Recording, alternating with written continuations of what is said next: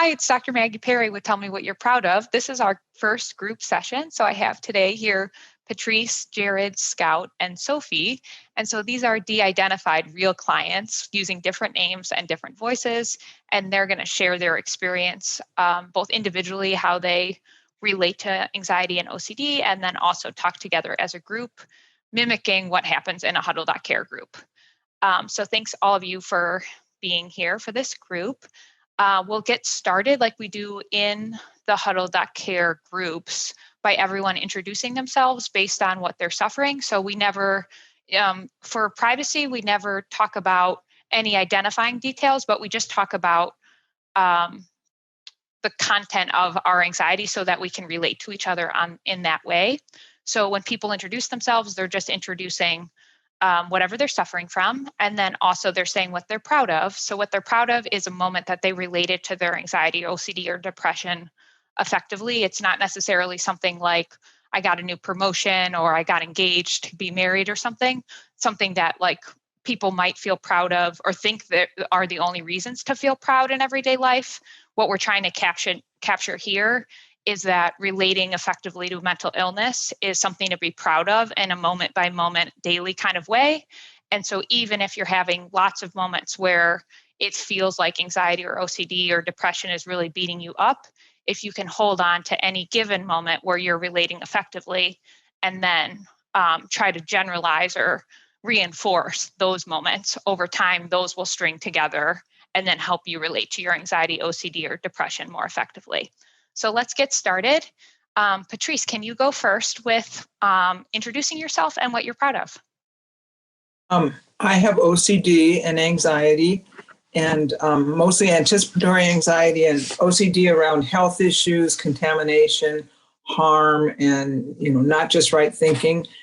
And I'm proud of the fact that this past week, one of my oldest brother was exposed to COVID, and he's previously had a lot of health problems. And so I'm proud of myself that I have been able to just, check in with him each day like the rest of the family, but not take over as far as catastrophizing, that lining up care, calling the doctor, all the things that I in the past would have done for fear that he might not do it. And I'm staying grateful that he's doing well and he's taking care of his own care. So until I'm needed, I'm going to step back and be grateful. Yeah, I'm really happy to hear that. I know that in light of your history of health anxiety, typically, if you or somebody else was sick, you kind of would become compulsive about trying to figure out what's happening and how you can contribute. Are you feeling anxious when you kind of sit back and allow him to take care of his own health?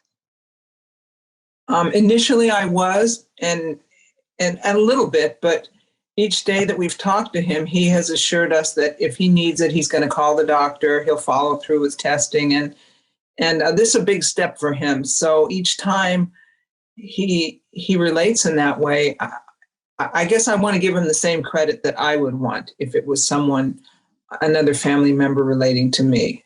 And so that gets easier to deal with the anxiety. Yeah, that sounds great. Thanks so much for that example. Jared, can you go next? Yeah, my content area is ADHD, depression, anxiety, and OCD. And I am proud of the fact that I actually went on a bike ride yesterday, just finally getting to remember that feeling.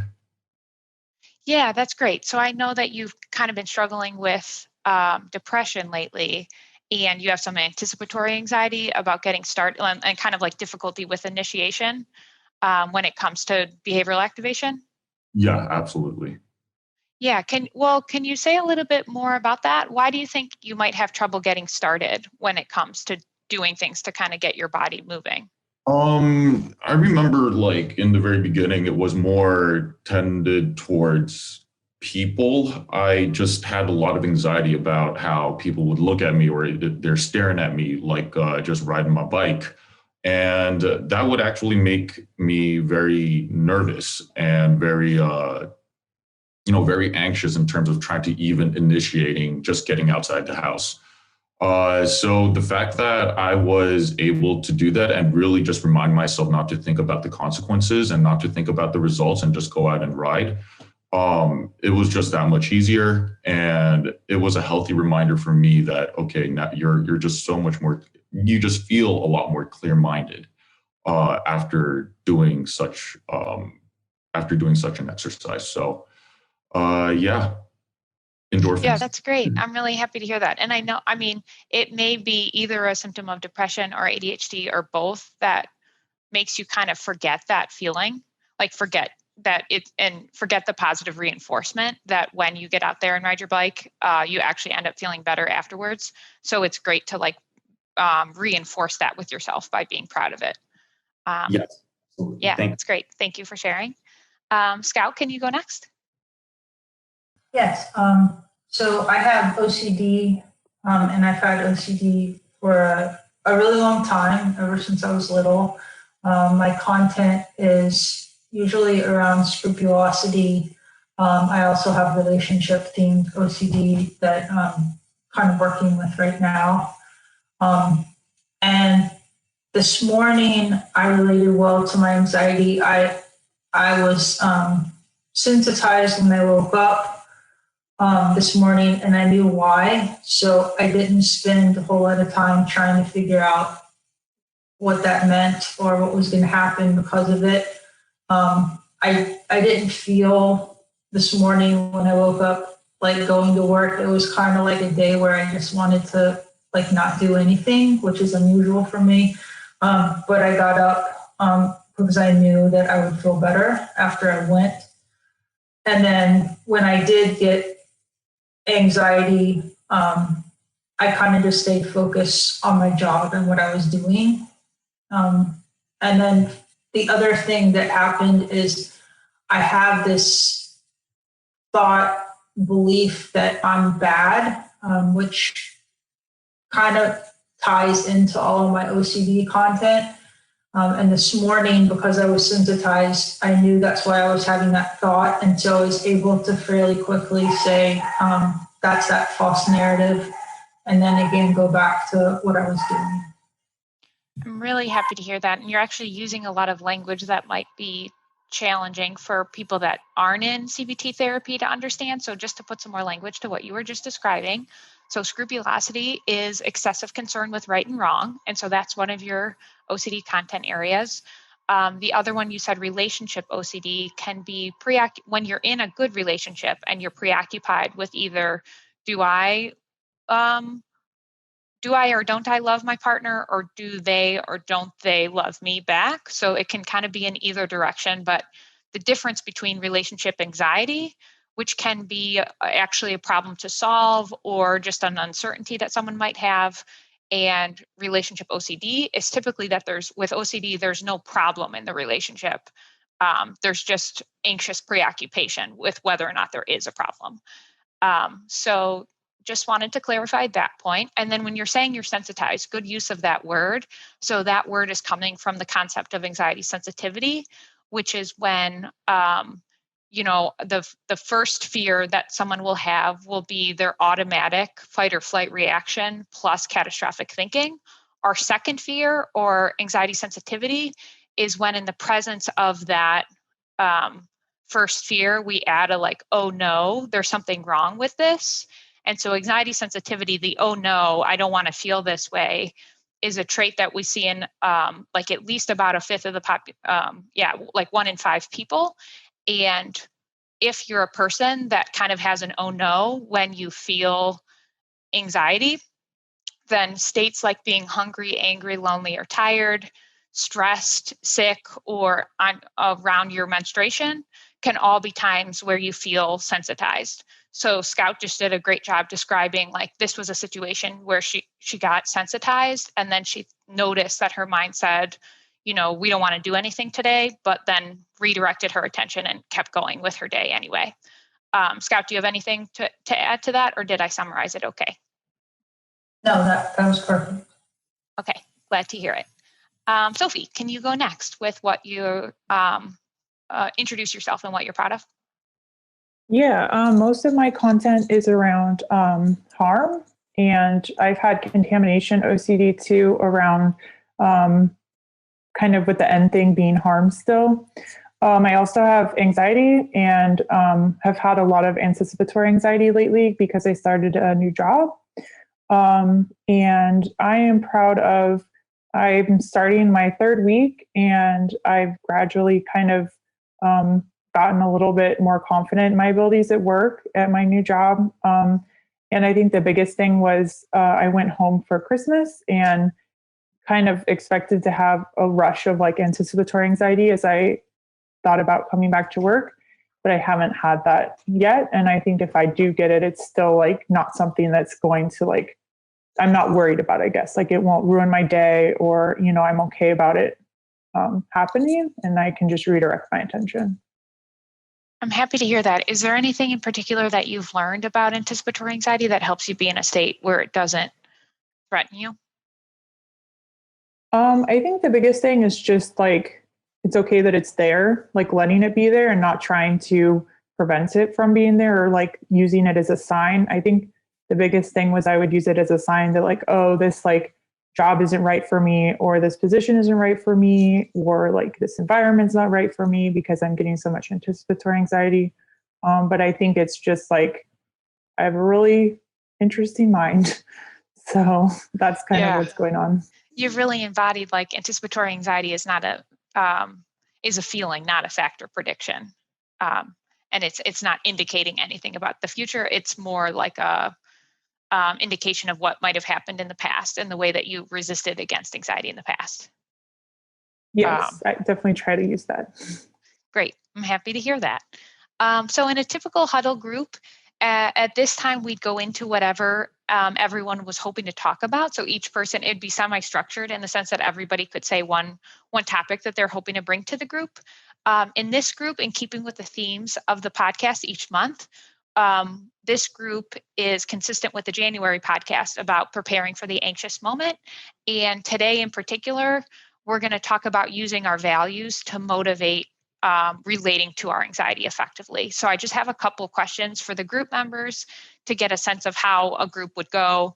But I also want listeners to kind of hear how other people use their values to motivate commitment towards value-based action. So first off, we'll have everybody answer what motivates you to go towards your anxiety. Like, why is it worth it to challenge your anxiety from your perspective? Patrice, can you go first? I think really what is motivating me at this point to move towards my anxiety is I'm learning more and more about how in the past, and still sometimes now, but hopefully less and less, I put so much energy into avoiding situations that cause me anxiety or that would sensitize me, that I think it just increased that cycle. And so I'm really trying to change my attitude and look at, as I move forward over time, it's a process, it's over time, but over time that my anxiety will lessen and that hopefully I'll feel calmer and just be able to relate better in whatever the situation is. It doesn't mean that I'm not going to get anxious, but I'm trying to utilize, there was a saying that one of the therapists said, he said, don't overestimate the risks and don't underestimate my ability. So I think that as I can move forward to it, my ability, my thought about my ability to deal with it will improve and increase. Yeah, that's great. That was the consultation with Ken Goodman that he said that. So thanks for the reminder about that. Yeah, I appreciate what you're saying, because you're basically saying I'm in it for the long haul. So rather than trying to make any anxious moment, get relief from any anxious moment, thinking about the patterns that you now understand and understanding that if you can tolerate anxiety in any given moment, in the long term, you won't reinforce it and you'll be calmer, is a great reason to learn to relate to your anxiety more effectively. So thank you for that. Jared, can you go next? Yeah, mine is kind of similar to Patrice, just in the fact that, the more that I avoid certain tasks or certain, responsibilities that I would have to do, it actually just creates more anxiety and makes it worse. And just by having those, just by being aware of those feelings, it just helps me motivate me a little bit more to go towards those goals or go towards my anxiety. And the second thing is really just self-compassion and, just trying to tell myself that, okay, look, if you didn't do it, it's okay. But you just have to keep, I don't know, it used to not be that way for me. And so that's why using self-compassion as one of my values is definitely important. Yes, I want to stay on that for a second. So most people in general, but also those that are suffering from anxiety disorders, are pretty self-critical. Particularly when they might be self-critical towards themselves for not living up to the standards that they want, or for their anxiety getting in the way of their life, but also in the context of cognitive behavioral therapy. Also, once you learn what creates, maintains, and intensifies your anxiety, a lot of people become self-critical when they're not able to relate to it effectively because they're aware that it's making it worse over time. So how have you been able to embody self-compassion in a moment where you can tell that whatever you just did is making it worse? It's more about self-talk in my situation, because before I would always tell myself like, hey, Jared, like this is not the way that you're supposed to be doing. Or just a lot of insulting, just self-insults. And so, I tried to really work on that. And I just tried to really work on, just telling myself that it's okay, that you can still do it, that, just a little bit more of my own self-support. And that actually have changed a lot of my behavioral ways of doing things as well. So, pre-COVID, it was a lot of anxiety about the bike. And now, then it just transitioned into like being a part of my daily life every single day. And so just having those values, and also the last part, which is not worrying about the end result or the consequences, because that will just create more anxiety within me. Great. Yeah. So you've switched to being kind of process oriented, where you're focusing on how you're acting, not the outcome of your actions. Yes. Yeah. And what you said about self-talk for self-compassion is really great. So hopefully other people will also say more about that too. Thank you. Scout, can you go next? Yeah, I think for me, because I've had a lot of anxiety throughout my entire life, and OCD as well, that it was worth it to try something different, because what I was doing wasn't working, and I could see, that it wasn't working and that it was making it worse. And so what I mean by that is, usually I spent probably, a lot of years of my life resisting the anxiety or trying to figure out what the thoughts meant, and being kind of intolerant of the uncertainty. And so to go toward the uncertainty on purpose was really terrifying to me at first. And I tried and wasn't successful a lot of times. But I think when I finally realized that my way was also not working, and then I started a little bit at a time, just trying to get a little bit of distance, and started just accepting the thoughts as thoughts first, and then not to figure it out. I found some success, and then I could build on that success moving forward.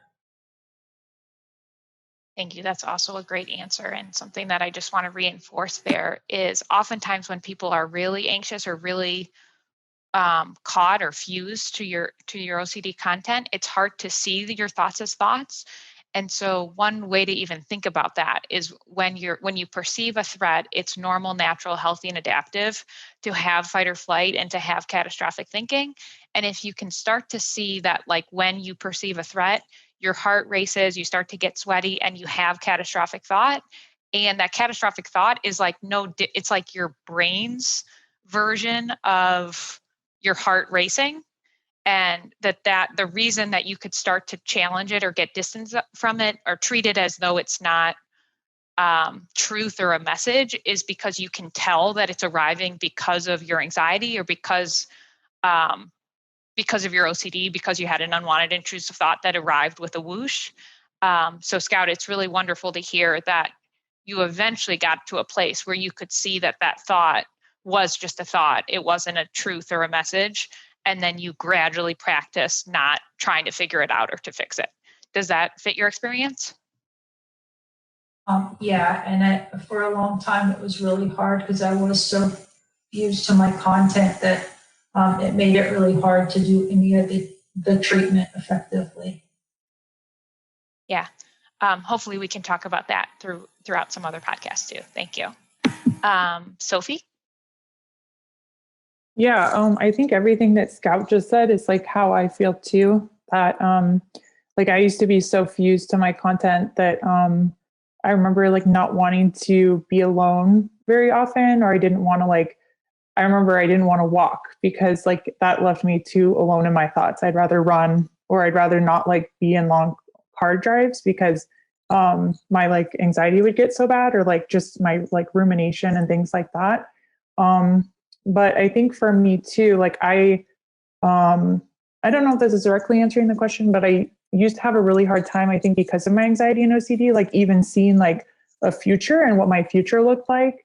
And so I think it's really tricky now, or not tricky, but it's good in the sense that like I think I've gotten to a place where my anxiety and OCD are better under control, that now I'm actually like, what do I want my future to look like, and things like that. But it's also, I think that is motivating to me for continuing to do this practice, because it's allowing me to like actually, hold a job and graduate from grad school and things like that I really value.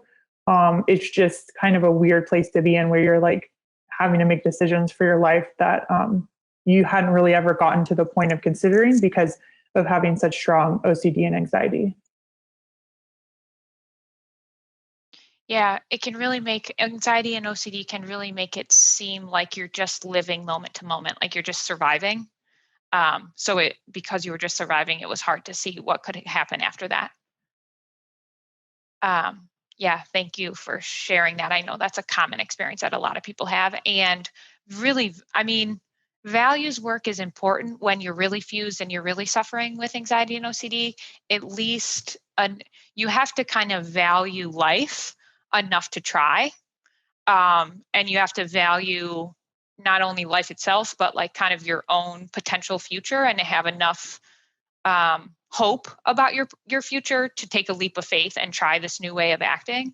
But you're right that you probably don't need like more specific and idiosyncratic awareness of your specific values that are informing your life decisions until actually you're in a place where your anxiety and OCD are managed well enough that you don't just feel like you're surviving all the time. So that kind of moves us into our next point. I'm wondering if I can hear a little bit about the values that motivate consistency around continuing to challenge your anxiety, particularly because all of you have kind of been working this system for a while now, and have kind of probably a sense of what your triggers are and a sense of when your anxiety is probably going to show up. So what keeps you motivated to challenge it on a regular basis? And when you get stuck, I guess the second question that you can answer at the same time is, where do you get stuck, and like how do you get out of being stuck when that happens? So Patrice, can you go first? I as far as value related, I value my relationship with my husband and with my all of my family. That's really important to me. And I'm realizing that when I'm really caught in my anxiety, and especially if there's a lot of catastrophic thinking or fear, that it kind of cuts off the natural flow of my relationships. I'm learning that it's not just about me, and that as I can care enough about myself to want to get better, that I believe that that's going to improve my relationships with family. And as like Jared mentioned, being self-compassionate, I think as I can be more compassionate with myself, it helps me to see other people maybe in a broader light and be more loving and compassionate to them. So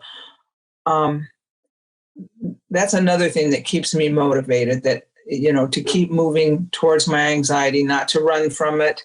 And even to now, I think I'm at a point now, as I learn more, that I can challenge myself more easily to take the next step, to like be curious, but really make I'm trying to really look at what exposures would help me so that I can keep moving forward, with the idea that it's not just me, it's going to improve my life and my friendships and my family relationships. Yeah, I'm really happy to hear that. And it seems like you've really embodied the spirit of exposure practice, which is not just something that you have to do like because your psychologist told you that that's going to help you overcome your anxiety, but rather it's something that you're actively seeking out so that you can relate to your anxiety even better and better for the sake of your relationships. Yeah. Happy to hear that. Thank you. Jared, can you go next? Yeah, I mean, the first, just as I mentioned before, self-compassion was definitely one of those values that I find very important in my life. And the second thing is I don't know if I can consider this a value, but, just having a routine on a consistent basis has really, that really kind of changed the way, just my lifestyle, just having my dog around. My dog is actually a big reminder of, needing to take him on walks and stuff. And so, these little things that I hadn't done before has really just kind of shaped the way of how I, just have to consistently like motivate myself. So yeah, just those are the things I can think of at the moment. Yeah, that's a really great point, that if you don't already have structure, even if I know there was like some obligations that you had before, but maybe not the structure that you've now put in place, whether that's caring for yourself or another animal, but like eating at regular times, sleeping at regular times, exercising, meeting other social obligations, all those things can be really, again, positive reinforcing, and then can help you stay motivated to do the challenging work of relating to anxiety effectively too. So thank you for that example. Scout, can you go next? Yeah, I think for me, it's similar to what Patrice said, which was that I valued my relationships, and specifically with my wife and my daughter, and also my job or my clients. But there's a piece of that feels like those are the commitment that I made, is a value too, that because I made a commitment to get married, to have a child, to be there for my clients when I said I was going to, that's very important to me. So that helps me kind of move forward with my day, even in a lot of distress, which OCD can create sometimes. Yeah, so it sounds like it isn't a perfectionistic, like I need to be perfect for everyone kind of thing, but rather these are commitments that I've made out of my values, that I really care about my family and my clients, and therefore you like want to show, even when it's challenging, you really want to show up for them. Yes.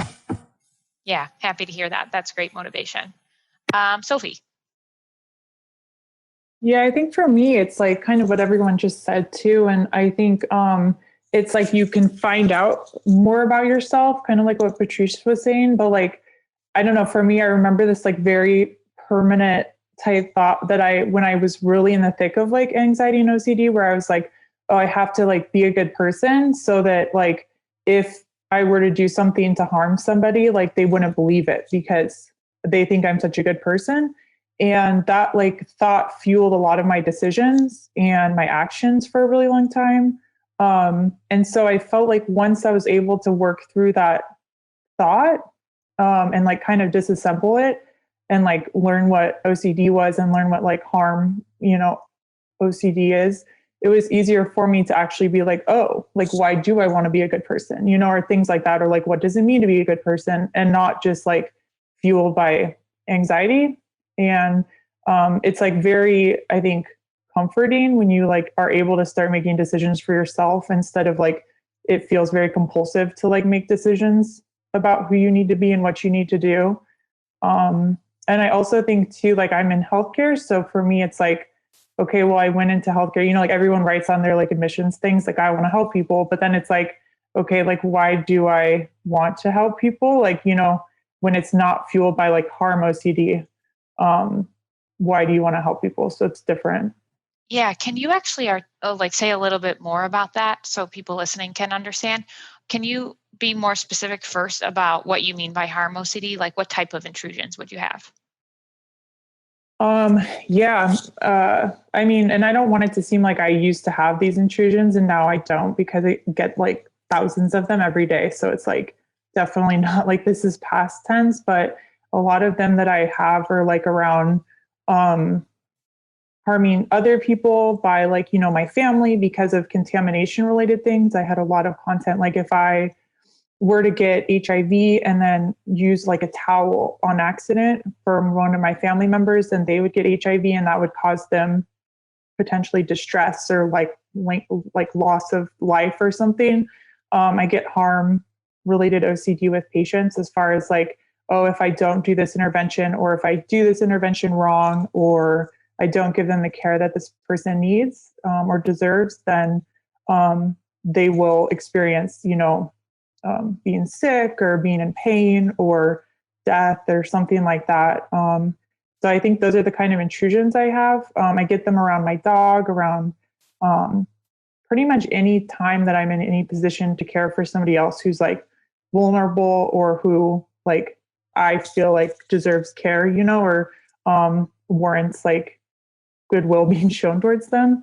And I guess harm OCD to me means like that you have a lot of anxiety around like whether an action that you do or don't do will cause distress or affect somebody else.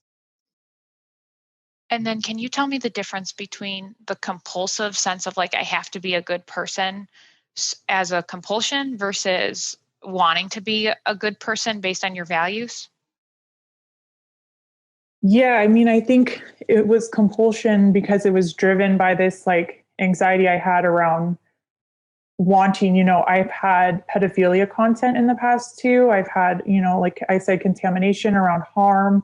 So I just wanted to be like a really good provider and a really good, you know, babysitter and a really good, you know, caretaker for my dog or whatever, like so that if anything ever happened that I had done to harm, you know, I put that in quotes, somebody, that like they wouldn't believe it because like I was such this good person to them. So it was like very compulsively driven where like I would, you know, go above and beyond in actions I made, you know, like, oh, you know, I need to be extra safe that this intervention is okay. Or I need to be extra, you know, aware of my actions that I do, whatever I'm doing, you know, just because I needed to be so like careful around them and purposeful versus like not being compulsively driven to be a good person is just like, oh, I got up today. I could wave at that person, you know, so I'm going to, you know, it's not like, oh, they could give me HIV. So I'm going to be careful and say hi. You know, I don't know. It's just, that's not a great example, but it's just hard to like seeing people as like the compound of like their germs and like negative things and like the things that you have to do to like protect yourself or do with them so that they can see you as a good person versus like just seeing people as people that are like interacting with you like incidentally, that you don't really have any control over how your interactions with them go. Yeah, it's actually a great example that one of the small moments that can occur when you're not bracing and like living in fear all the time because of anxiety and OCD, that just like there's another person I could say hello, is like a small moment of potential happiness that isn't available to you as you're bracing or like trying to live by OCD standards according to something you could potentially do wrong. So thank you for everything that you just shared. That was really helpful. So in awareness of our time, why don't we switch to doing commitments. So everyone can commit to something that can either be a functional goal, so can improve everyday life for you, or it can be a distress tolerance goal. So it could be something like, I know this content area, this anxiety trigger is coming up this week, so I'm going to actively go towards it in this kind of way. And then also, just for the listeners, can you end on what helps you maintain hope? So Patrice, can you go first with what you want to commit to and how you maintain hope? I want to commit to continuing this next week with, checking in with my brother, but not asking a lot of questions. Let him initiate how he's feeling and not try to orchestrate the direction of his care. And not get caught up in the past because he was so sick in the past, but stay in the present and grateful for how well he's doing now. So that's what I want to commit to. And I think what's keeping me motivated, part of it is I really do feel that, not that I don't still have intrusive thoughts and feel anxious. I really feel that the work and that as I take part in huddle and try and listen to others share and able to be truthful and share to the best that I can about my struggles, I can notice a new calmness coming over me. And I want that pattern to continue. And so I feel like the more that I put myself out there and the more that I'm able to stay motivated in this process, that the benefits will continue. And just also recognize that it doesn't mean that I won't ever be anxious, but I think that it's going to help me because the hardest time is when I get sensitized. And the more I follow this, then the better I'll able to be handling when I really do feel anxious. So. Yeah, so happy to hear that. I'm happy to hear that you're seeing you're not just, again, believing it because it's something that I told you would work, but rather you have experiential confidence that it's helping you stay calmer or get calmer. Yeah. Jared, can you go next? Yeah. I'll be committing to doing another bike ride this week because, I've just been lacking during these wild COVID times. And what keeps me motivated is my continued self-improvement, honestly. It's, this is like the most I felt confident. This is the most I felt, felt better in terms of from a mental health standpoint. And so just my improvement and also huddle gives me hope. So, yeah. Thanks, Jared. I'm happy to hear that. And good commitment. I think it's great that you're going to keep up the cycling. Scout? So my commitment is just to try to stay focused on my day and not on my anxiety because I still feel, I woke up sensitized. I feel sensitized.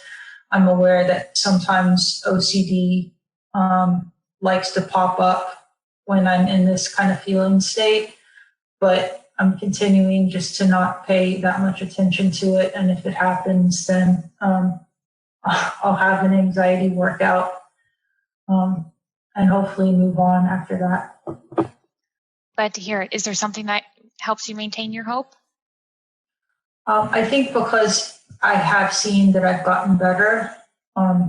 So over time, like I was comparing this Christmas with last Christmas just recently, and there's a big improvement with just my overall well-being. Great. I'm happy to hear that. It's the same kind of concept of experiential confidence. So glad to hear that you have that. Sophie? I think for me, I will probably still get a good amount of anticipatory anxiety tonight because I always do before I start another week of work. So I think just being, like I was talking about earlier, allowing it to be there and accepting it there and not making it mean anything about how the week will go. And then I guess what gives me hope is I think the podcast has helped me a lot because I listen to it on my way to work a lot. And so it's like, I think gets me in, like, it's helpful to kind of review the content other people have and hear, like it still feels like you have that community, even though you're like on your own. And also I think, like I said, I'm in healthcare, and I ask people to make a lot of like lifestyle changes every day. So I'm kind of like very hypocritical to, not be trying to make my own lifestyle choices to improve myself. So. Yeah, so I'm so happy to hear that. And just what I want to reinforce about it is I think, so I made the podcast for the very reason that you're describing, that I think the more that other people can hear other people thinking through, like not only what they're experiencing, but how they think about what they're experiencing, and then what their options are, what they try out for doing differently. That's not only like one of the magical parts of group therapy, but I'm hoping that that's also part of the podcast. So I'm really happy to hear that. But I think that that can be true in healthcare or in teaching, in other parts of everyday life, when you can shift out of judgment or criticism of yourself or other people for whatever they suffer from, and you start to get curious about what they're experiencing and how they're coping with it, and then even like successes for what goes well. So when you encourage other people, for instance, in your profession to make lifestyle changes, and then you can hear their thinking and you can embody their thinking, all of it, I think, can be like positively reinforcing. And I'm really happy to hear that that's happening for you. So we will end on that. Thank you all for being here, and we'll be back soon. Thank you.